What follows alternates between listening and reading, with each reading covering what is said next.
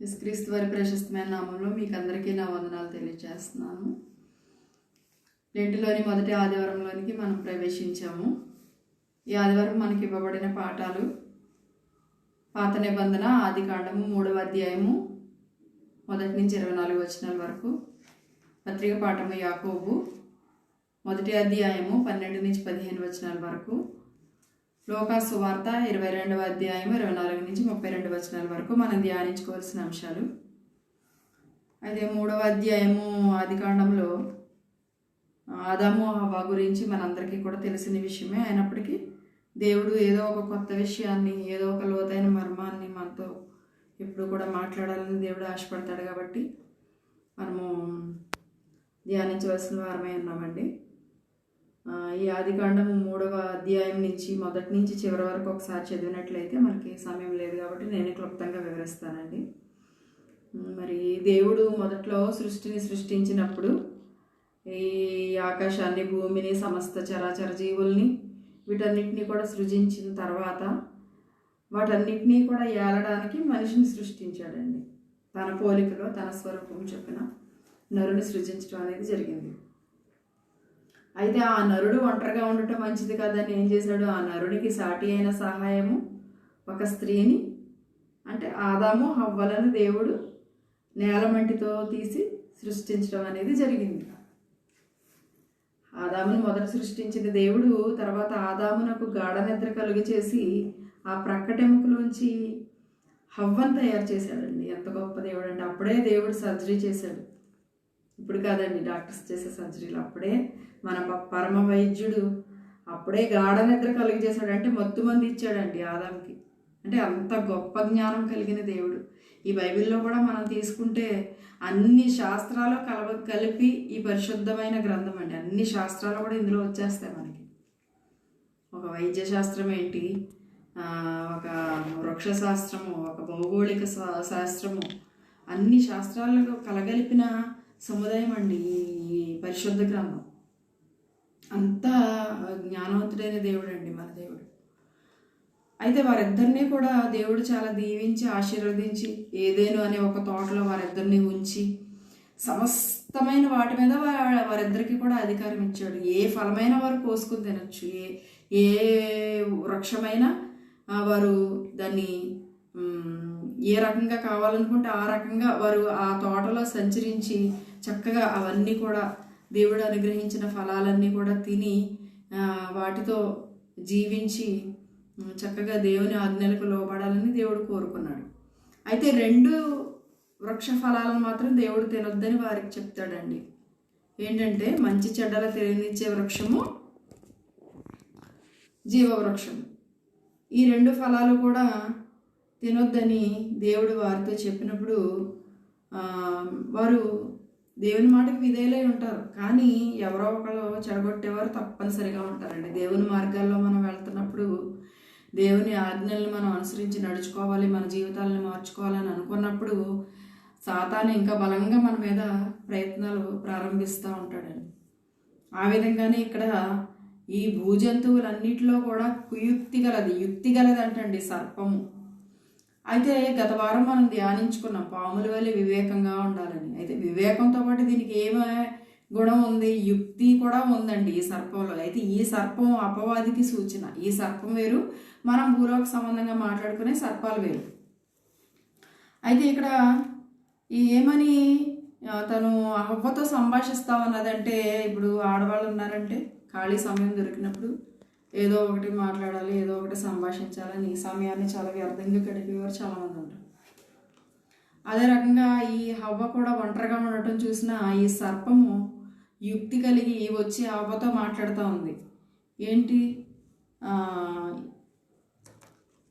ఈ తోట చెట్లలో దేని ఫలములనైనను మీరు తినకూడదని దేవుడు చెప్పానా అని అడిగింది. అంటే ఈ తోటలో అన్ని చెట్లలో అని తను మొత్తం దేవుని మీద వ్యతిరేకత వచ్చేటట్టే ఫస్ట్ పాయింట్ అడిగిందండి యుక్తిగా.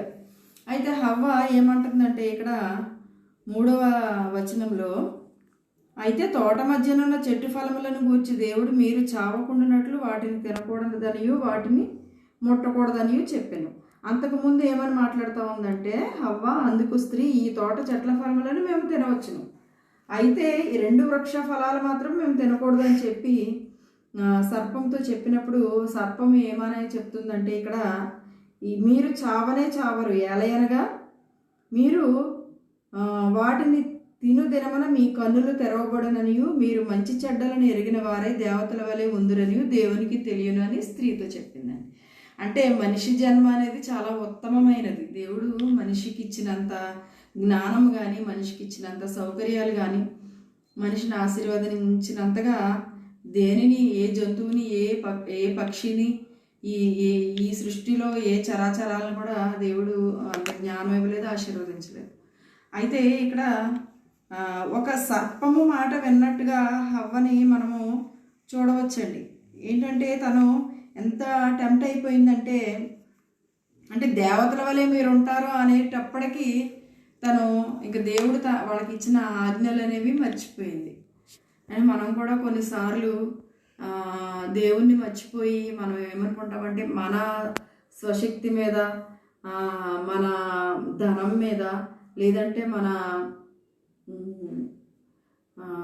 టాలెంట్స్ మీద మనం చాలా ఆధారపడి మనం దేవుణ్ణి మనం అలక్ష్యం చేసే వారంగా ఉన్నామండి. కానీ ఏది, ఎంత టాలెంట్ ఉన్నా, ఎంత ధనం ఉన్నా, ఏదున్నా సరే మనము దేవుని ఆజ్ఞలను అనుసరించినప్పుడు మాత్రమే అవన్నీ కూడా మనం సంతోషంగా అనుభవించగలమండి. ఒక మనశ్శాంతి, జీవితం పట్ల ఒక ప్రశాంతత కలిగిన జీవితాన్ని మనం అనుభవించగలం. ఇక్కడ మనం చదివినట్లయితే కనుక ఇక్కడ 6వ వచనం అండి, ఆదికాండం 3వ అధ్యాయం 6వ వచనం ఒకసారి చదువుతాను. స్త్రీ ఆ వృక్షం ఆహారమునకు మంచిదియు, కన్నులకు అందమైనదియు, వివేకమిచ్చు రమ్యమైనదియు నయ్యుండుట చూచినప్పుడు ఆమె దాని ఫలములో కొన్ని తీసుకొని తిని తనతో పాటు తన భర్తకును ఇచ్చిన, అతడు కూడా తినెను. ఇక్కడ దేవుడు వాళ్ళని సృష్టించాడు, వాళ్ళకి ఒక జన్మిచ్చాడండి, వాళ్ళని సృష్టించుకున్నాడు, వాళ్ళకి అన్ని ఫలాలు ఇచ్చాడు, అన్నీ తినమన్నాడు. ఆ రెండిట్లనే తినొద్దని అన్నప్పుడు ఆ 2 విషయంలో వీళ్ళు తగ్గించుకోవచ్చు కదా. కానీ దేవుని ఆజ్ఞను వారు అతిక్రమించారండి. ఇక్కడ మనం చదివినట్లయితే ఆజ్ఞాతిక్రమమే పాపం, అంతే కదా. మరి దేవుడు ఏదైతే చేయొద్దు అంటున్నాడో అది చేయడమే పాపం కింద పరిగణించబడుతుంది. ఇక్కడ మనం లోకా సువార్తలో 4వ అధ్యాయం 1 నుంచి కూడా మనం చూసినట్లయితే కనుక, అంటే మొదటి ఆదాము, కడపటి ఆదాము క్రీస్తువారు. ఇక్కడ మొదటి ఆదాము ఏ విధంగా అయితే పాపం చేసి పాపంలో పడిపోయి శాపాలను తెచ్చుకున్నాడో, మరణాన్ని కొని తెచ్చుకున్నాడో, ఆ మరణానికి విరుగుడుగా కడపటి ఆదామైన యేసుక్రీస్తు వారు మరలా తను రిక్తునిగా ఒక మానవ స్వరూపంలో, మానవ స్వభావంతో జన్మించి తను ఈ లోకానికి వచ్చి ఆ శోధనలు, శ్రమలన్నీ కూడా జయించి తను మరణాన్ని గెలిచి పునరుద్ధానుడై లేచి ఈ మొదటి ఆదాము చేసిన శాపాన్ని అంతటినీ కూడా కొట్టివేసి ఇప్పుడు మనం కూడా అనుభవిస్తున్న శాపాలన్నీ కూడా ఆయన ముందుగానే సిలువలో ఆయన అనుభవించేస్తారండి. అవన్నీ కూడా కొట్టివేయబడ్డాయి. ఎందుకంటే దేవుడు చనిపోయి తిరిగి లేవడం వలన ఆ మరణం అనే దాన్ని యేసుక్రీస్తు వారు జయించారు. ఇక్కడ మనం పోలికగా చెప్పుకోదగ్గది ఏంటంటే, ఇక్కడ 6వ వచనంలో ఆ వృక్షము ఆహారమునకు మంచిదియు, అంటే ఇక్కడ యేసుక్రీస్తు వారు విషయంలో కనుక చూస్తే, యేసుక్రీస్తు వారు అరణ్యంలో 40 దినాలు ఉపవాసం ఉండి రాత్రింపగళ్ళు ఉపవాసం ఉన్నప్పుడు ఆయన పరిశుద్ధాత్మతో నడిపింపబడతారు. అప్పుడు 40 దినాలు ఉపవాసం ఉన్నారు ఆయన. ఈ రోజుల్లో మనం ఉపవాసం ఉండాలంటే చాలా కష్టమైన పని అండి. ఎందుకంటే ఆరోగ్యరీత్యా చూసుకున్నా, ఇప్పటి ఆహార విషయంలో చూసుకున్నా సరే ఉపవాసం అనేది చాలా కష్టమైన పని. కానీ చాలామంది ఉపవాసం ఉంటున్నారు. అది చాలా ఆశీర్వాదం కూడా. కానీ ఆరోగ్య పరిస్థితులు కూడా వాళ్ళు దృష్టిలోకి పెట్టుకోవాల్సిన అవసరం చాలా ఉంది. అప్పుడు యేసుక్రీస్తు వారు 40 దినాలు ఉపవాసం ఉన్న తర్వాత ఆయనకి చాలా ఆకలి కొన్నప్పుడు వెంటనే అపవాది ఎంట్రన్స్ అయిపోయింది. ఇక్కడ హవ్వ దగ్గర ఏ విధంగా అయితే సర్పరూపంలో ఉన్న అపవాది ఎంట్రీ ఇచ్చి హవ్వని ఏ విధంగా మోసపుచ్చిందో, ఇక్కడ కూడా అపవాది తను యేసుక్రీస్తు వారితో మాట్లాడుతూ ఏమంటున్నాడంటే, ఆయనకి ఆకలి వేసిన 40 దినాలు ఉన్నారంటే చాలా గొప్ప విషయం అండి. ఈ రోజుల్లో కనీసం 4 గంటలు కూడా, 4 రోజులు కాదు కదా, 4 గంటలు కూడా మనం ఉపవాసం ఉండలేని స్థితిలో మనం ఉన్నాము. అయితే ఈయనకి ఆకలి వేసింది, ఎందుకంటే ఈయన మానవ స్వరూపంలో ఉన్నాడు, మానవ స్వభావము మానవ లక్షణాలు కలిగి ఉన్నాడు కాబట్టి. అయితే ఇక్కడ ఆయన ఆకలి కొన్నప్పుడు అపవాది ఏమంటుంది, నీవు దేవుని కుమారుడివైతే రొట్టె అగినట్లు ఈ రాతితో చెప్పమంటుంది. అంటే ఈ రాళ్ళనే నీవు రొట్టెలుగా చేసుకుని నువ్వు తినొచ్చు కదా, నీకు ఆ శక్తి ఉంది కదా అని అన్నప్పుడు యేసుక్రీస్తు వారు ఏమి సమాధానం ఇచ్చాడంటే, మనుష్యుడు రొట్టె వలన మాత్రమే జీవించడు కానీ దేవుని నోట నుండి వచ్చి ప్రతి మాట వలన జీవిస్తాడు. అంటే ఇక్కడ ఆహారం అనేది ఇంపార్టెంట్ కాదండి. దేవుని నోట వల్ల దేవుడు ఏ విధంగా అయినా సరే మనల్ని పోషిస్తాడు. కాకులు చూడండి, అవి విత్తవు, కోయవు, పంటను కూర్చవు, మరి ఆ వాటిని కూడా దేవుడు పోషిస్తున్నాడు కదా. ఆకాశ పక్షులకు ఆహారం ఇచ్చిన దేవుడు మనల్ని కూడా పోషిస్తాడు. ఆ గొప్ప విశ్వాసం మనం కలిగి ఉండాలి. అది ఏ రూపంలో ఎలా పోషిస్తాడు అనేది ఆయన పరిధిలో ఉంటుంది అది. అయితే ఇక్కడ అలా ప్రత్యుత్తరం ఇచ్చాడండి. అయితే హవ్వ అయితే ఏం చేసింది, ఇక్కడ ఆహారములకు మంచిది అనుకుంది. అబ్బా చాలా నాకు ఆకలేస్తుంది కదా, ఈ ఆహారానికి చాలా మంచిదిగా ఉంది పండు అని చెప్పి హవ్వ ఆలోచించింది. ఇక్కడ యేసుక్రీస్తు వారైతే రొట్టె వల్ల మాత్రమే కాదు, దేవుని నోటి నుండి వచ్చే ప్రతి మాట వల్ల కూడా జీవిస్తాడు మనిషి అని చెప్పి ప్రత్యుత్తరం ఇవ్వడం అనేది జరిగింది. తర్వాత రెండో విషయం ఏంటంటే, ఇక్కడ అపవాది ఏం చేసింది, రాజ్యములన్నింటినీ ఒక నిమిషంలో, భూలోక రాజ్యములన్నింటినీ ఒక నిమిషంలో ఆయనకు చూపించి, ఈ అధికారం అంతయు ఈ రాజ్యముల మహిమయు నీకు ఇత్తును, అది నాకు అప్పగింపబడి ఉన్నది, కాబట్టి నీవు నాకు మొక్కితివా, ఇదంతయు నీదగునని ఆయనతో చెప్పాను. అంటే ఇక్కడ చూడండి, ఒక్క నిమిషంలో ఆయనకు చూపించేసింది అంటే నేత్రాశ. ఇక్కడ శరీరాశ అంటే ఆకలిని చూపించింది, రెండవది ఏంటంటే నేత్రాశను చూపించింది. ఇక్కడ కూడా కన్నులకు అందమైనదియు, ఇక్కడ ఈ పండు గురించి వర్ణిస్తున్నాడండి బైబిల్లో. హవ్వ తిన్న పండు గురించి దేవుడు వర్ణిస్తా ఉన్నాడు. కన్నులకి చాలా అందంగా ఉందంట ఆ పండు. మనం కూడా చాలా అందంగా ఉన్న వాటికి అట్రాక్ట్ అయిపోతాం. మనం కూడా చాలా అందంగా ఉంది కదా అనుకుంటాం. ఏదైనా సరే, ఒక వస్త్రమైనా సరే, ఒక వస్తువైనా సరే, అందులో మనం ఒక కలర్ కానీ ఏదైనా అందాన్ని మనం చూస్తాం. ఇక్కడ కూడా హవ్వ అలాగే చూసిందండి. కన్నులకు రమ్యంగా, కన్నులకు అందమైనదిగా ఉందంట. ఇక్కడ యేసుక్రీస్తు వారు కూడా నేత్రాశ చూపించిందండి ఆ అపవాది. ఈ అధికారం అది, ఈ రాజ్యముల మహిమ నీకు ఇస్తాను, నన్ను నాకు మొక్కితే అని అంటే, అపవాదికి ఎందుకు మొక్కుతాడండి దేవుడు? ఈ సర్వ సృష్టిని సృష్టించిన సర్వాధికారి, సర్వోన్నతుడు, యోధాగోత్రపు సింహం ఆయన.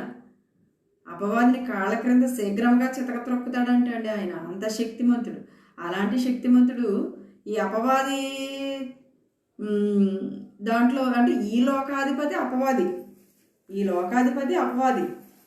అయితే ఈ లోకాన్ని అంతటినీ కూడా ఇస్తానని అనడం జరిగింది. కానీ యేసుక్రీస్తు వారు ఏమంటున్నారంటే, నీ దేవుడైన ప్రభువునకు మొక్కి ఆయనను మాత్రము సేవింపవలను అని వ్రాయబడి ఉంది అని చెప్పి దేవుడు మాట్లాడుతూ ఉన్నాడండి. ఎంత చక్కని సమాధానం చెప్పాడండి. అంటే నీ దేవుడైన ప్రభువుకు మాత్రమే నువ్వు మొక్కాలి, నీవెవ్వరికి కూడా మొక్కటానికి వీల్లేదు. ఎందుకంటే ఆ అర్హత ఆయనకే ఉంది. ఆయన స్తోత్రార్హుడు, స్తుతి పాత్రుడు, ఆయనకి మాత్రమే మనం మొక్కాలి. ఎందుకంటే ఆయన సృష్టికర్త, నిన్ను నన్ను కూడా సృష్టించిన మన పరమ తండ్రి ఆయనకి మొక్కాలి తప్ప మనం ఈ అపవాదికి కానీ, ఈ లోక సంబంధమైన వాటికి కానీ మనం మొక్కకూడదండి. మన జీవం గల దేవునికే మనం మొక్కాలి. ఇది యేసుక్రీస్తు వారు చెప్తున్నారు ఇక్కడ. అంటే అనేటప్పటికీ ఈ అపవాది అంతటితో ఆయన్ని వదిలిపెట్టలేదండి. తర్వాత ఏం చేసిందంట, ఇక్కడ అందం గురించి చెప్పుకోవాల్సి వస్తే కనుక ఒక మాట చెప్తానండి నేను. అంటే ఈ యూట్యూబ్లో వాక్యాలు అవి కూడా మనం పెట్టినప్పుడు వాటికంటే కూడా ప్రజలు వేటిని చూడడానికి ఇష్టపడతారు, ఒక వంటలను కానీ, లేదంటే ఒక డాన్స్ ప్రోగ్రామ్స్ కానీ, లేదంటే ఒక కామెడీ ప్రోగ్రామ్స్ కానీ, జబర్దస్త్ ఇలాంటి వాటిని చూడడానికే ప్రజలు ఎక్కువ ఇష్టపడతారు. అంటే వాళ్ళకి అది ఎంటర్టైనింగ్గా ఉంటుంది. ఎంటర్టైనింగ్ ప్రోగ్రామ్స్ చూడడానికి ఎక్కువ మంది ఇష్టపడతా ఉంటారు. ఈ వాక్యం అనేది వినడానికి చాలామంది సుముఖత చూపించరు. అందుకనే వాటికి వచ్చిన వ్యూస్ మిలియన్స్లో, ల్యాక్స్లో ఉన్నప్పటికీ కూడా ఈ దేవుని వాక్యానికి చాలామంది అంటే కొంచెం దూరంగా ఉండటం అనేది జరుగుతుందండి. ఒక్కసారి దేవుని వాక్యం విని ఆ మాధుర్యాన్ని రుచి చూస్తే గనక మరలా మనం అలాంటి వాటికి వెళ్ళాలని అనిపించదండి. ఈ రోజుల్లో సీరియల్స్కి కూడా ఆడవాళ్ళు చాలా ఎడిక్ట్ అయిపోతూ ఉన్నారు. అంటే నేను సీరియల్స్ అయితే నేను చూడను కాబట్టి నేను చెప్తా ఉన్నాను ఆ మాట ధైర్యంగా. ఎందుకు అది దానివల్ల మనకి సమయం వృధా అయిపోద్ది. మనం దేవునితో గడపవలసిన సమయం వ్యర్థముగా ఎలా గడుపుతున్నామండి మనం. అంటే ఎందుకు చెప్తున్నానంటే ఇదంతా కూడా ఏదైతే అందంగా ఉన్నదో, ఏదైతే రమ్యంగా ఉన్నదో దానికి మనం ప్రిఫరెన్స్ ఇస్తాం. కానీ దేవుని సంబంధమైన కార్యక్రమాలకు కానీ, దేవుని సంబంధమైన బోధలకు కానీ మన చెవులను త్రెప్పము, మన హృదయాన్ని కూడా త్రెప్పని స్థితిలో ఈరోజు మానవుడు ఉంటా ఉన్నాడు. అయితే ఇక్కడ మూడవదిగా ఏమని అంటుందంటే అపవాది ఆయనను యెరూషలేమునకు తీసుకొని పోయి దేవాలయ శిఖరమున ఆయనను నిలువబెట్టి, నీవు దేవుని కుమారుడు అయితే ఇక్కడ నుండి క్రిందికి ద్రుముకుము, నిన్ను కాపాడుటకు నిన్ను గూర్చి ఆయన తన దూతలకు ఆజ్ఞాపించును, నీ పాదం ఎప్పుడైనాను రాతికి తగలకుండా వారు నిన్ను చేతులతో ఎత్తుకుందరని వ్రాయబడి ఉన్నదని ఆయనతో చెప్తాను. ఇంక ఈ రెండు మాటల ద్వారా పనవలేదు. అప్పుడు ఏం చేసిందండి? దేవుణ్ణి వాక్యంతో సంధించింది, వాక్యంతో శోధించింది. అంటే దెయ్యాల వేదాలు వల్లిస్తాయి అని అంటారు చూసారండి, దెయ్యం కూడా ఇక్కడ వాక్యం చెప్తుంది, అపవాది కూడా ఇక్కడ వాక్యం చెప్తుంది. అంటే వాక్యంతో గనక మాట్లాడితే యేసుక్రీస్తు వారు పడిపోతారు కదా, నా మాటలు నమ్మేస్తారు కదా. ఈయన గనక నిజంగా తండ్రి నిజంగానే ఆ మాట లేఖనాల్లో వ్రాయబడి ఉంది, నీ పాదములకు రాయి తగలకుండా వారు నిన్ను తమ చేతుల మీద ఎత్తి పట్టుకుంటారంటే దేవదూతలు వాళ్ళ చేతుల మీద మనల్ని ఎత్తి పట్టుకుంటారంట. అంటే అంత రక్షణ, అంత కృప దేవుడు మనకి ఇచ్చాడని ఆ వాక్యంతో దేవుడిని ఇక్కడ సంధిస్తూ ఉందండి సాతాను. అయితే యేసుక్రీస్తు వారు ఏమన్నారంటే ఇక్కడ నీ దేవుడైన ప్రభువుని నీవు శోధింపవలదు. నీవెంతవరకు నన్ను రెండు విషయాల్లో శోధించావు, శరీర విషయంలో, నేత్రాస విషయంలో శోధించావు, నువ్వు ఇప్పుడు జీవకుడమ్మ విషయంలో కూడా నీవు నన్ను శోధిస్తున్నావు. అంటే ఒకవేళ నిజంగా యేసుక్రీస్తు వారు ఆ శిఖరం ఎక్కి, దేవాలయ శిఖరం ఎక్కి కనుక తను దూకి చనిపోతే ఆయన వచ్చిన రక్షణ కార్యము ఇంకా కాలము సంపూర్తి కాకుండానే, ఆ రక్షణ కార్యం జరగకుండానే యేసుక్రీస్తు వారిని బలి తీసుకోవాలని చూసిందండి అపవాది. అంత కుయుక్తి కలిగిందండి అపవాది. కానీ ఆ అపవాదిని ఎదిరించే శక్తి గల దేవుడై ఉన్నారండి మన యేసుక్రీస్తు వారు. ఏ మాత్రము కూడా అసలు దానికి తావివ్వలేదు, ఆయన శోధింపబడలేదు. నీ దేవుడైన ప్రభువును మొక్కాలన్నాడు. తర్వాత ఏమన్నాడంటే నీ దేవుడైన ప్రభువుని శోధింపవలదు. ఎంత ఖచ్చితంగా చెప్పాడండి ఆయన, నీ దేవుడైన ప్రభువుని శోధింపవలదు, నీవు శోధించావంటే నీవు శోధింపబడతావు అని చెప్పి దేవుడు ఇక్కడ అపవాదితో చెప్పడం, ఇంకా నా వల్ల కాదులే, ఇంకా ఈయన్ని శోధించడం నా వల్ల కాదని చెప్పి ప్రతి శోధనను ముగించి కొంతకాలానికి ఆయన్ని విడిచి వెళ్ళిపోయిందంటే. అంటే అపవాదిని ఎదిరించే శక్తి, ధైర్యము మనం కూడా కలిగి ఉండాలి. అది ఎలాంటి రాయేస్తుందో, ఏ మూల నుంచి ఏమి మన మీద బాణాలు ప్రయోగిస్తుందో మనం ఎవ్వరం కూడా ఊహించలేమండి. మనల్ని చాలా బలహీనపరచాలనే చూస్తుంది, మన బలహీనతల మీద కొడుతుంది, దెబ్బతీస్తుంది మానవ బలహీనతల మీద. ఎప్పుడైనా సరే మనం వాక్యంలో పటిష్టంగా ఉన్నప్పుడు, దేవునిలో మనం ధైర్యంగా ఉన్నప్పుడు, మనం సాతాను వేసే ప్రతి బాణానికి కూడా మనం ఎదురొడ్డగలమండి. తిరిగి ఆ బాణం ఆ సాతానికే తగులుతుంది. అంటే అంత శక్తి మన దేవునిలో ఉందండి, అది మనం గ్రహించుకోవాలి. ఇక్కడ ఏంటంటే మూడవది ఏంటంటే వివేకమిచ్చు రమ్యమైనది. ఇక్కడ వివేకమిచ్చు రమ్యమైనది అనే పండు గురించి సర్పం చెప్తుంది. ఇక్కడ మూడవది ఏంటంటే ఈ వివేకంతో, అంటే లేఖనాలనే వివేకంతో సైతాను ఆయన్ని జీవపుడమ్ము అనే ఒక శోధనతో ఆయన్ని ఎదుర్కోవాలని చూసింది, కానీ అది ఎదుర్కోలేదు, అది సక్సెస్ అవ్వలేకపోయిందండి దేవుణ్ణి శోధించే విషయంలో. ఎందుకంటే జీవపుడమ్మము అంటే చాలామంది, కొంతమంది దేన్ని బట్టి, అందాన్ని బట్టి అతిశయపడతారు, అంటే గర్వం అనమాట. కొంతమంది ఆస్తిని బట్టి గర్వపడతారు, కొంతమంది తమకున్న పలుకుబడిని బట్టి అతిశయపడతా ఉంటారు, గర్వపడతా ఉంటారు. చాలా విషయాల్లో మానవుడు ఏంటంటే ఎప్పుడు కూడా గర్వం అనేది మానవుడికి సహజంగా వచ్చిన లక్షణం అండి. ఎందుకంటే ఆ గర్వం ఉండటం వల్లనే దేవుని ప్రధాన దూత అయిన లూసిఫర్ కూడా ఆ గర్వంతో దేవుని కంటే ఎక్కువ అధికారం పొందాలని, నేను దేవుని కంటే పైవాడిని అయిపోవాలన్న అధికారంతో, ఆ అహంకారంతో తను ఉన్నప్పుడు దేవుడు ఏం చేశాడంటే దాన్ని కిందకి పాతాళానికి పడద్రోశాడండి. ఎందుకంటే నాశనానికి ముందు గర్వం నడుస్తుంది. ఎప్పుడైతే ఒక మనిషి గర్వంగా ఉంటున్నాడో, గర్వం కలిగి జీవిస్తా ఉన్నాడో, వాడికి ఎదరదన నాశనం ఉందని అర్థం. నేను కాదండి, నా మాటలు కాదు, ఇది దైవగ్రంథం చెప్తున్న మాటలండి. నేను కూడా చాలాసార్లు ఎప్పుడైనా నా హృదయంలోనికి గర్వం అనేది వచ్చిందంటే దేవుడు నన్ను వెంటనే గద్దిస్తాడు, వెంటనే శిక్షిస్తాడండి. నేను వెంటనే అప్పుడు సెట్ అయిపోతాను, సరైపోతాను, నన్ను నేను సరి చేసుకుంటూ ఉంటాను. అందుకని నేను ఈ మాటలు మీకు చెప్పగలుగుతా ఉన్నానండి. అయితే ఇక్కడ హవ్వ చేసిన పొరపాటు ఏంటంటే ఈ సర్పం మాటలు వినడం మాత్రమే కాదు, తను ఆ వృక్ష ఫలములు తినడం మాత్రమే కాదు, తన భర్త అయిన ఆదాముకు కూడా ఇచ్చింది. అప్పుడు ఆదామైనా సరే ప్రశ్నించాలి కదా, ఈ ఫలాలు మనల్ని దేవుడు తినొద్దు అన్నాడు కదా, నువ్వు ఎందుకు తింటున్నావు అని ప్రశ్నించాలి కదా. తను ప్రశ్నించలేదు, ఏమీ చేయలేదు. అంటే కొంతమంది మగవారు కూడా ఏం చేస్తారంటే ఆడవాళ్ళు చెప్పిన మాటలనే నమ్మేస్తారు తప్ప వివేచించి అందులో ఉన్న నిజమెంత అన్నది ఆలోచించరు. అందుకే కొన్ని కుటుంబాలు అనేవి సరిగా కట్టబడకపోవడానికి కారణం. ఇక్కడ హవ్వ చేసిన పొరపాటుని ఆదాము ప్రశ్నించకపోవడం వల్ల చాలా రకాలైన ఇక్కడ విపత్తు అనేది జరిగిందండి. చక్కగా ఆ పళ్ళు తీసుకుని తిన్నాడు. అబ్బా నా భార్య ఇచ్చింది కదా అని చెప్పి ఆ పళ్ళు తీసుకుని తిన్నాడు. ఇంకా వాళ్ళిద్దరికీ కూడా మంచి చెడ్లు అనేవి తెలిసినాయి.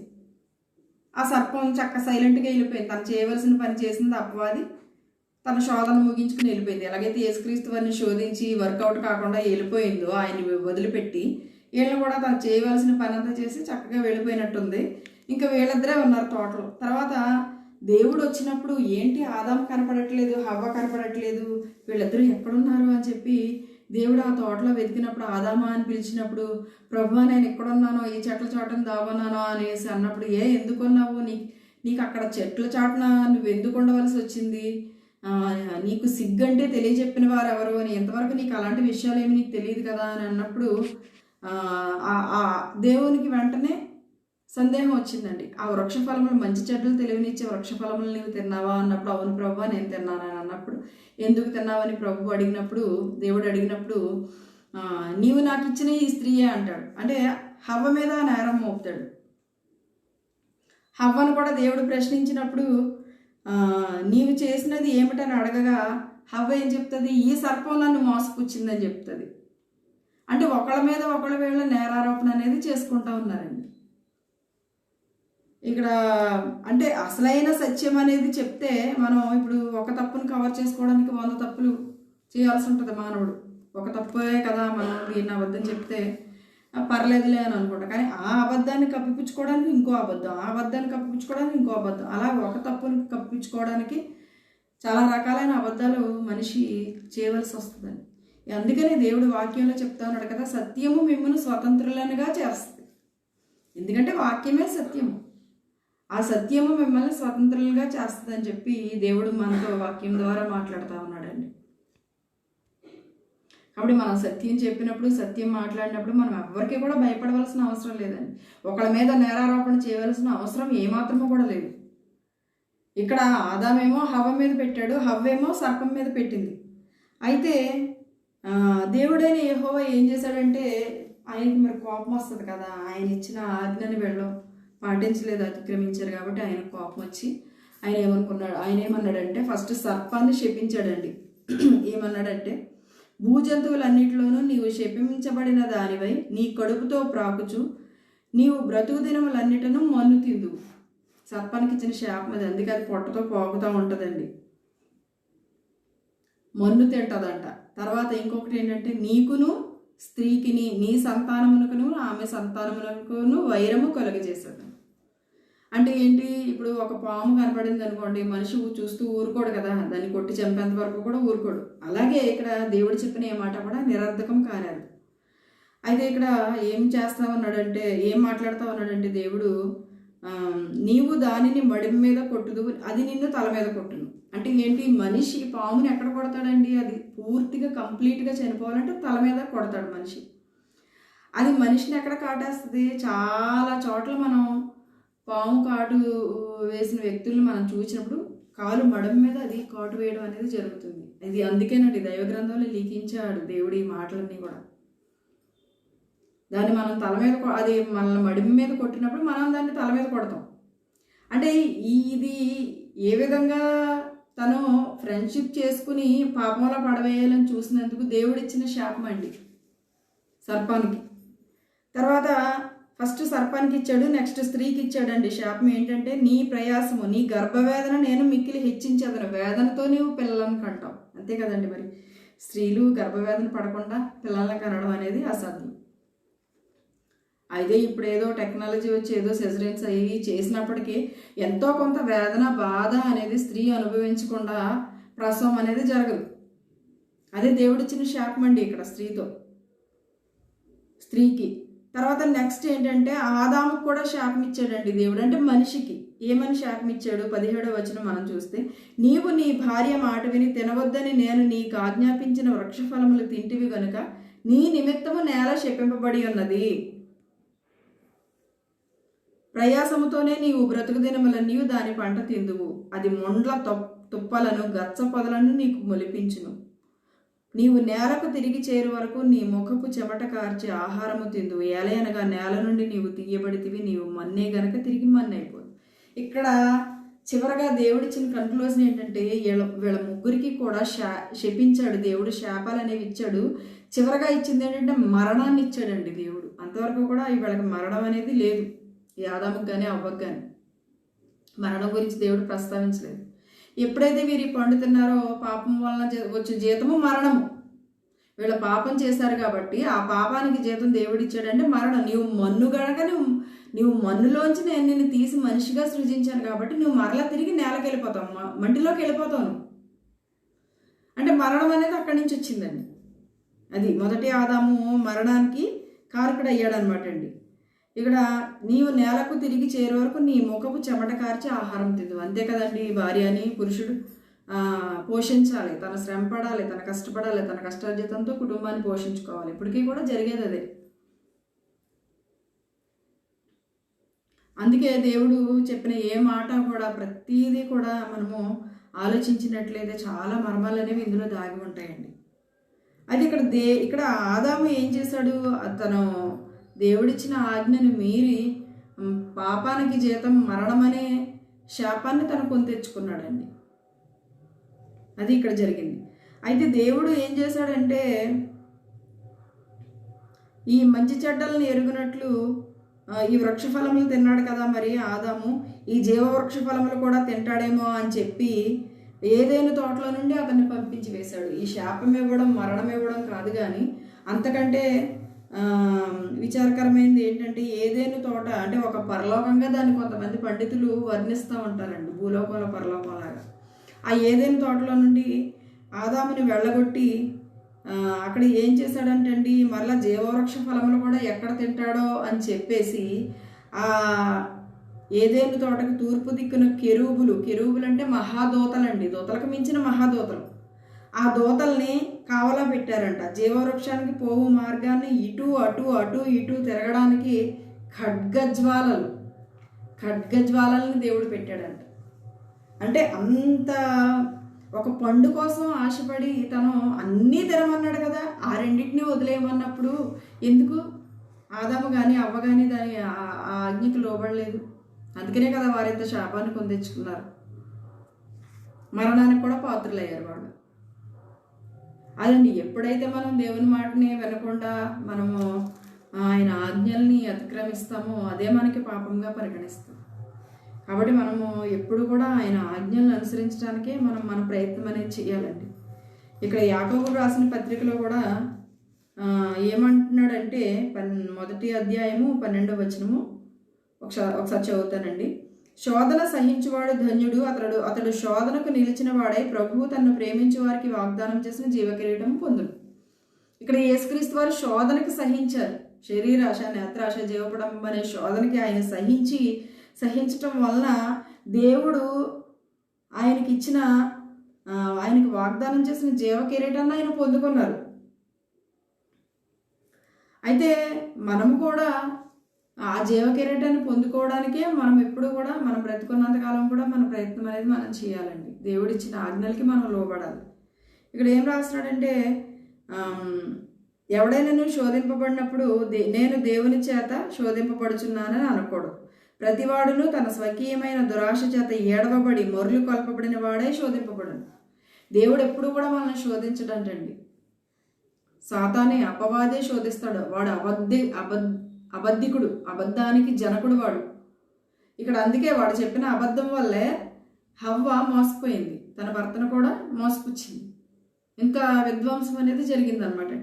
అయితే ఇక్కడ ఏమని చెప్తున్నాడంటే దేవుని చేత మనం శోధింపబడతామని మనం అనకూడదంట. మనం ఎందుకు శోధింపబడతామంటే ప్రతివాడు తన స్వకీయమైన దురాశ చేత. ఆశ వేరు, దురాశ వేరు. ఆశ అనేది ప్రతి మనిషికి ఉంటుంది. మనిషి అంటేనే ఆశజీవి. దురాశ ఎప్పుడైతే మనం ఆశకి మించి ఇంకా ఎక్స్ట్రాగా మనం వెళ్ళిపోతామో అది దురాశ అవుతుంది. ఆ దురాశ అంటే చెడ్డ విధమైన ఆశలు అనమాట అండి. ఏడవబడి మొర్లు కొలపబడిన వాడే శోధింపబడును. ఇక్కడ అవ్వ కూడా అంతే. అంటే దురాశకు వెళ్ళిపోయింది. మనం దేవదూతలం అయిపోతాం కదా, దేవదూతల్లా మనం ఉంటాం కదా, ఎందుకని ఫలం తినకూడదు, ఓహో నిజంగానే మనం దేవదూతలం అయిపోతామేమో, అందుకే దేవుడు వద్దన్నాడేమో అన్న ఒక సందేహం. అలాంటి స్వకీయమైన దురాశ చేత ఏడవబడి మరులు కొల్పబడిన వాడే ప్రతి మానవుడు కూడా శోధింపబడతాడంటండి. మానవుడు శోధింపబడడానికి దేవుడు కారణం కాదండి. తన స్వకీయమైన దురాశలు తను మరులు కొల్పబడిన వాడే శోధింపబడతాడంట. ఇక్కడ దైవ గ్రంథంలో రాయబడి ఉందండి ఆ మాట. తర్వాత చివరి వచనం ఏంటంటే దురాశ గర్భము ధరించి పాపమును కనగా పాపము పరిపక్వమై మరణమును కను. ఇది ఎందుకు వచ్చింది? ఈ దురాశ గర్భం ధరించి పాపాన్ని కన్నది. పాపం వలన ఏమొచ్చింది? పాపం వలన వచ్చే జీతము మరణం వచ్చింది. మరణాన్ని ఆదాము కానీ అవ్వ కానీ కొని తెచ్చుకున్నారండి. అయితే ఇక్కడ మరణము అనేది మనం మాట్లాడుకున్నాము. పత్రిక పాఠంలో మరణం అనేది మనం మాట్లాడుకున్నాము. లోకా సువార్త 22వ అధ్యాయము 24-32 నుంచి మనము ఒకసారి చదివినట్లయితే కనుక ఇక్కడ తమలో గొప్పవాడు ఎవరుగా ఉంటారని చెప్పి ఒక వివాదం పుట్టిందండి యేసుక్రీస్తు వారి శిష్యులకి. ఎవరు గొప్పవారు, మనలో ఎవరు గొప్పవారు అని చెప్పి వారిలో వివాదం పుట్టినప్పుడు యేసుక్రీస్తు వారు ఏం చెప్తున్నారంటే, మీలో గొప్పవాడు చిన్నవాని వలన అధిపతి పరిచారకుని వలన ఉండవలను. అంటే ఏంటి? గొప్పవాడు ఎప్పుడు కూడా తగ్గించుకుని ఉండాలి, అధిపతి ఎప్పుడు కూడా పరిచారకుని వలె ఉండాలి. అంటే అది యేసుక్రీస్తు వారు మాదిరి చూపించారండి. మాదిరి చూపించారు కాబట్టి ఆయన ఇక్కడ మాట్లాడుతూ ఉన్నాడు. ఇక్కడ ఆయన ఒక ప్రశ్న వేస్తూ ఉన్నాడు. ఏంటంటే గొప్పవాడు ఎవడు? భోజన పంక్తిని కూర్చుండేవాడా, పరిచర్య చేయవాడా? పంక్తిని కూర్చుండేవాడే కదా. అంటే ఇప్పుడు భోజన పంక్తిని కూర్చుండేవాడికే కదండి పరిచర్య చేసేవాళ్ళు వడ్డిస్తూ ఉంటారు. వాళ్ళే గొప్పవాళ్ళు కదా. వడ్డించి సేవకులు గొప్పవాళ్ళు కాదు, భోజన పంక్తిని కూర్చున్న వాళ్ళే గొప్పవాళ్ళు. అయితే ఇక్కడ దేవుడు ఏమంటున్నాడంటే, అయినను నేను మీ మధ్య పరిచర్య చేయవాని వలె ఉన్నాను. నేను సర్వాధికారిని అయినప్పటికీ, సర్వశక్తిమంతుడైనప్పటికీ కూడా నేను మీ మధ్య ఏ విధంగా తగ్గించుకున్నానంటే పరిచర్య చేసే వారి వలె, ఒక సేవకుని వలె నేను తగ్గించుకున్నానని చెప్పి యేసుక్రీస్తు వారు ఇక్కడ మాట్లాడుతూ ఉన్నారండి. మరి హవ్వ ఆదాయం అయితే ఇక్కడ ఏం చేశారు? వారు తమ స్వకీయమైన దురాశల చేత ఏడవబడి మరులు కొల్పబడ్డారండి వాళ్ళు. అందుకనే మరణాన్ని కొని తెచ్చుకున్నారు వాళ్ళు. అయితే ఇక్కడ చివరిగా నేను ఒక మాట చెప్పి ముగిస్తానండి. 28వ వచనము, లోకా సువార్త 22వ అధ్యాయం 28వ వచనం. నా శోధనలలో నాతో కూడా నిలిచి ఉన్నవారు మీరే గనుక నా తండ్రి నాకు రాజ్యమును నియమించినట్టుగా నా రాజ్యంలో నా బల్ల యొద్ద అన్నపానములు పుచ్చుకొని సింహాసనముల మీద కూర్చుండి ఇశ్రాయేలు 12 గోత్రముల వారికి మీరు తీర్పు తీర్చుటకై నేనును మీకు రాజ్యమును నియమించుచున్నాను. ఇక్కడ దేవుడు ఏమంటాడు? నా శోధనలో మీరు నాతో పాలిభాగస్తులుగా ఉన్నారు. ఎందుకంటే యేసుక్రీస్తు వారు చనిపోయి తిరిగి మరలా 3 రోజుల తర్వాత తిరిగి పునరుద్ధరణ లేచే వరకు కూడా యేసుక్రీస్తు వారు ఆయన వెంట ఉన్నారు. తర్వాత కూడా కొంతకాలం పరిచర్య చేశారు, కొన్ని రోజులు, 40 రోజులు. తర్వాత ఆరోహణమై వెళ్ళిపోవడం, యేసుక్రీస్తు వారు ఆరోహణమై తండ్రి దగ్గరికి వెళ్ళిపోవడం అనేది జరిగింది. ఇక్కడ ఏమంటున్నాడంటే, మీరు నా బల్ల యొద్ద అన్నపానములు పుచ్చుకొని, అంటే అన్నపానములు అని ఇక్కడ దేవుడు ఎందుకు సంబోధిస్తూ ఉన్నాడంటే, అక్కడ హవ్వ ఆదాము కూడా ఒక పండు కోసం మోసపోయారండి. ఒక పండు, ఒక అపవాది చూపించిన ఒక అసత్యమైన మార్గంలో వాళ్ళు వెళ్ళిపోయారు. కానీ ఇక్కడ దేవుడు ఏమంటాడంటే, మీకు అన్నపానాలను నేను ఇస్తాను, అన్నపానములు పుచ్చుకొని నా బల్ల యొద్ద సింహాసనముల మీద కూర్చుండి ఇశ్రాయేలు 12 గోత్రముల వారికి మీరు తీర్పు తీర్చుటకై, అంటే 12 మంది శిష్యులు 12 గోత్రముల వారికి మీరు తీర్పు తీర్చుటకై నేనును మీకు రాజ్యమును నియమించుచున్నాను. ఇక్కడ సీమోను పేతురుతో అంటున్నాడు, ఇదిగో సాతాను మిమ్మల్ని పట్టి గోధుమల వలె జల్లించుటకు మిమ్మల్ని కోరుకొనను గాని. ఇక్కడ సాతాను ఇక్కడ ఏం చేస్తుందండి, శిష్యుల మీద కూడా ప్రయోగాలు చేస్తుంది అనమాట. మనం గ్రహించవలసింది అది. ఇక్కడ శిష్యుల్ని దేవుడు ఏర్పరచుకున్నాడో ఆ శిష్యుల్ని కూడా ఏ విధంగా ఆల్రెడీ యోధా అనే శిష్యుల్ని పడగొట్టి 30 వెండి నాణాలకి యేసుక్రీస్తు వారిని అమ్మడానికి, మరణాన్ని అప్పగించడానికి కారకుడయ్యాడు. యోధాలో అపవాది ప్రవేశించాడు కాబట్టి, సాతాను ప్రవేశించాడు కాబట్టి. అలా ఇక్కడ ఏమంటున్నారంటే యేసుక్రీస్తు వారు, సాతాను మిమ్మును పట్టి గోధుమల వలె జల్లించుటకు మిమ్మును కోరుకొనను గాని నీ నమ్మిక తప్పిపోకుండానట్లు నేను నీ కొరకు వేడుకుంటుని. నీ మనసు తిరిగిన తర్వాత నీ సహోదరులను స్థిరపరచమని చెప్పాను. మిమ్మల్ని కూడా సాతాను శోధించాలి, మిమ్మల్ని వలవేసి పట్టాలని చూసింది, తన ప్రయత్నాలు తను చేసింది. కానీ నేను తండ్రిని వేడుకున్నాను కాబట్టి నీవు మార్చబడ్డావు. నీవు మార్చబడిన తర్వాత నీ సహోదరులు అంటే మిగతా శిష్యులను కూడా నీవు స్థిరపరచవలసిన బాధ్యత నీకు ఉందని చెప్పి పేతురుతో ఇక్కడ మాట్లాడుతూ ఉన్నాడండి దేవుడు. పేతురు అంటే రాయి మీద కట్టబడిన ఇల్లు చాలా స్ట్రాంగ్గా ఉంటుంది, ఇసుక మీద కట్టబడిన ఇల్లు కంటే కూడా. అంటే పేతురు అనే సంఘం మీద బండ ఆ బండ మీద సంఘాన్ని కట్టాలని దేవుడు ఎంతో ఆశపడ్డాడు. పేతురు అంటే దేవునికి అంత ఇష్టం. పరలోకపు రాజ్యపు తాళపు చెవులు కూడా పేతురికి ఇస్తానని చెప్పి వాగ్దానం చేశాడండి దేవుడు. అయితే ఈయన మొదటి ఆదాము ఏ విధంగా అయితే తన ఆజ్ఞను అతిక్రమించి, దేవుడిచ్చిన ఆజ్ఞను అతిక్రమించి పాపాన్ని శాపాన్ని కొని తెచ్చుకుని మరణానికి ఏ విధంగా అయితే పాత్రుడైపోయాడో, తను మంటి నుండి తీయబడ్డావు కనుక నీవు మన్నైపోతావని దేవుడు ఏ విధంగా అయితే శపించావో అది ఇప్పటి వరకు కూడా వర్తిస్తుంది. మానవులం అందరము కూడా మనం జన్మించాము, కొంతకాలం జీవిస్తాం, తర్వాత మనం మంటలోకి వెళ్ళిపోవలసింది. దేవుడు ఎప్పుడైతే మనల్ని పిలుచుకుంటాడో, నీవు రా నా దగ్గరికి అన్నప్పుడు, నరులారా తిరిగి రండి దేవుడు సెలవిచ్చినప్పుడు మనం తప్పనిసరిగా ఆయన సన్నిధికి వెళ్ళిపోవాలండి. ఎప్పుడు పిలిస్తే అప్పుడు ఆ సిద్ధపాటు మనం కలిగి ఉండాలి. ఇక్కడ యేసుక్రీస్తు వారు అలాగే యేసుక్రీస్తు వారిని కూడా నరరూపంలో ఉన్నాడు, మానవ స్వభావ లక్షణాలు కలిగి ఉన్నాడు కాబట్టి అపవాది చాలా ఆయన శోధించాలని చూసింది, కానీ ఆయన శోధనకు పడలేదండి. ఎందుకంటే దేవుని శక్తి ఉంది, పరిశుద్ధాత్మ పూర్ణుడై ఉన్నాడు. ఆయన పరిశుద్ధాత్మ చేత అరణ్యంలోనికి ఆయన నడిపించబడ్డాడు కాబట్టి ఆయనలో ఆ శక్తి ఆ బలము ఉంది కాబట్టి అపవాది ఇచ్చిన ఏ శోధనకి కూడా ఆయన లొంగలేదు. అలాగే మనం శోధించబడుతున్నప్పుడు దేవుని వల్ల మనం శోధింపబడుతున్నామని అనకూడదు. అపవాది మనల్ని శోధిస్తాడు. ఆ శోధనలన్నింటికి కూడా మనము లొంగిపోకుండా మనల్ని మనం సరి చేసుకోవాలండి. తర్వాత ఇక్కడ లోకా సువార్తలో ఏమంటున్నాడంటే మనల కోసం, అంటే ఆయన శిష్యుల కోసం ఆయన వేడుకుంటున్నాడు అంటండి. ఏమని అంటే సాతాను వాళ్ళని ఏ విధంగా కూడా పడగొట్టకూడదు, వాళ్ళు స్థిరపరచబడాలి, బలపరచబడాలి అని చెప్పి యేసుక్రీస్తు వారు ఆయన శిష్యులను గురించి మన గురించి కూడా ఆయన వేడుకుంటున్నాడు. అంటే ఇక్కడ ఏంటి, అక్కడ మరణం అనేది ఏ విధంగా అయితే ఆదాము కొని తెచ్చుకున్నాడు, అయితే యేసుక్రీస్తు వారు ఇక్కడ మరలా మానవావతారునిగా వచ్చి కొన్ని శ్రమలు పడి రక్తాన్ని చిందించి ఆ శ్రమలన్నింటినీ కూడా అనుభవించి ఆ పాపాలన్నీ కూడా మోసి ఆ శాపాలన్నీ కూడా మోసి వాటన్నిటినీ కూడా మరణింపచేసి మరణపు ముళ్ళును విరిచి సమాధిలో వాటన్నిటినీ కూడా విజయాన్ని అత్యధించేసి విజయాన్ని పొందుకొని ఆయన 3వ దినం పునరుద్ధానుడై లేచాడు, మరణాన్ని జయించాడు. ఆయన మొదటి ఆదాం మరణం అయిపోయాడు, కడపటి ఆదాం మరణాన్ని జయించాడండి.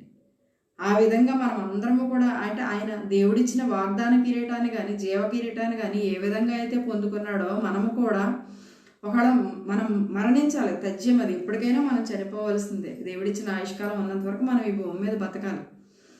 అని ఒకరి జన్మదినము కానీ ఒకరి మరణదినము కానీ ఎవరికి తెలియదు. ఒక మనిషి ఎప్పుడు ఏ గడియలో పుడతాడో ఏ గడియలో చనిపోతాడో అన్న విషయం ఎవరికి కూడా తెలియదు. ఆ దేవుని ఆధీనంలో ఉంది. ఒకరి జన్మదినము కంటే మరణదినమే మేలు అని చెప్పి దేవుని వాక్యం మాట్లాడుతూ ఉంది, సెలవిస్తూ ఉంది. అంటే వాడు పుట్టిన తర్వాత వాడి జీవితం ఏ విధంగా దేవుడు రాశాడన్నది ఎవరికి కూడా తెలియదు. అది దేవుని సహాయంతో మనం జయించాలి. దేవుని సహాయంతో మనం పరిశుద్ధమైన జీవితం, జయకరమైన జీవితాన్ని మనం కలిగి ఉండాలి. కాబట్టి మరి ఆయన ఏ విధంగా అయితే తండ్రి వాగ్దానం చేసిన జీవ కిరీటాన్ని కానీ వాగ్దానాన్ని కానీ ఏ విధంగా అయితే స్వతంత్రించుకున్నాడో యేసుక్రీస్తు వారిని పోలి మనందరము కూడా నడుచుకోవాలి. ఆయనతో మనం సమమైతే కాలేము, కానీ మరి కొన్ని విషయాల్లో మనం మానవ మాతృలం కాబట్టి తప్పిపోయే అవకాశం ఉంది. చాలా విషయాల్లో అపవాది మన మీద బాణాలు ప్రయోగిస్తూ ఉంటాడు. అలాంటి విషయాల్లో కూడా మనం తప్పిపోకుండా మరి దేవుని మార్గంలో మనం నడవడానికి, దేవుని ఆజ్ఞలను పాటించడానికి, మనము దేవుడు వాగ్దానం చేసిన జీవ కిరీటాన్ని పొందుకోవడానికి కూడా దేవుడు తన పరిశుద్ధాత్మను మనందరిపై కూడా కుమ్మరించును గాక. దేవుడి వాక్యం దీవించును గాక. ఆమేన్.